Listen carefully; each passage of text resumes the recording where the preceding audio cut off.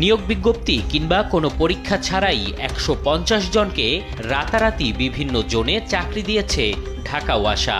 দেশ টিভির হাতে আসা তালিকা বলছে, যার পুরোটাই হয়েছে বিভিন্ন জনের রেফারেন্সে।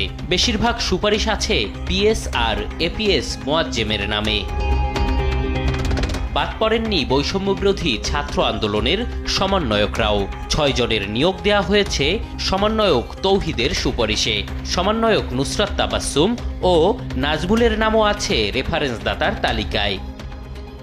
এই তো কদিন আগেই শিক্ষা প্রতিষ্ঠানে ভর্তি আর চাকরির ক্ষেত্রে মেধাকে বহাল করতে বুলেটের সামনে বুক পেতে রক্ত ঝরিয়েছেন হাজারো ছাত্র জনতা। সে রক্তের দাগ না শুকোতেই মেধা তো দূরে থাক, কোটাতেও নয়, সরাসরি রেফারেন্সে হয়েছে চাকরি। সে রেফারেন্সদাতাদের তালিকায় নাম রয়েছে সমন্বয়কদের। কিভাবে সম্ভব এটি? সে প্রশ্নের উত্তর মিলাবো এবার।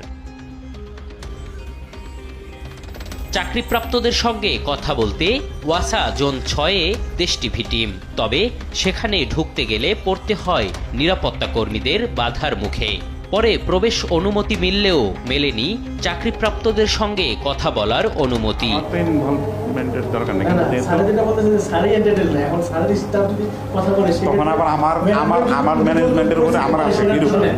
এবার তালিকা ধরে মোবাইল ফোনে কথা বলি আমরা। রেফারেন্সদাতা সমন্বয়কদের নাম বলতেই কল কেটে দেন বেশিরভাগ নিয়োগপ্রাপ্ত। যে সমন্বয়ক তৌহিদ, উনি কি হয় আপনার? আপনি কি তার রেফারেন্সে ছিলেন? হ্যালো হ্যালো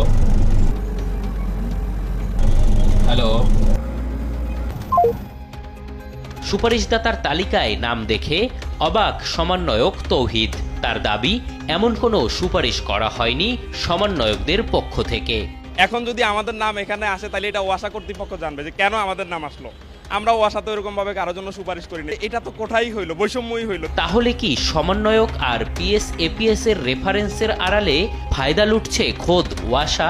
জানতে ওয়াসা সচিবের মুখোমুখি দেশ টিভি টিম। তার দাবি, সবকিছু করেছেন ওয়াসার এমডি, শুধু স্বাক্ষর করেছেন তিনি। এটা টোটালটা হচ্ছে মানে একেবারে এ টু জেড প্রক্রিয়াটা হচ্ছে এমডি স্যারের। আপনি এমডি স্যার আছেন, তো স্যারের সাথে কথা বলুন, তাহলে আপনি ক্লিয়ার হয়ে যাবেন।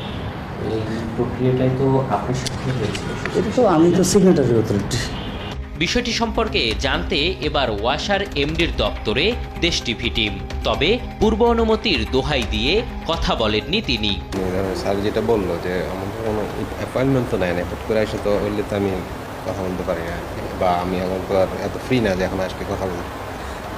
অস্থায়ী বা মাস্টার রোলে কর্মচারী নিয়োগ না করার জন্য অর্থ মন্ত্রণালয় ২০১৮ সালে নির্দেশনা জারি করে। তবে তা অমান্য করে চাকরি দিয়ে যাচ্ছে ওয়াসা সহ অনেক প্রতিষ্ঠান। এম এ আজিম, দেশ টিভি, ঢাকা।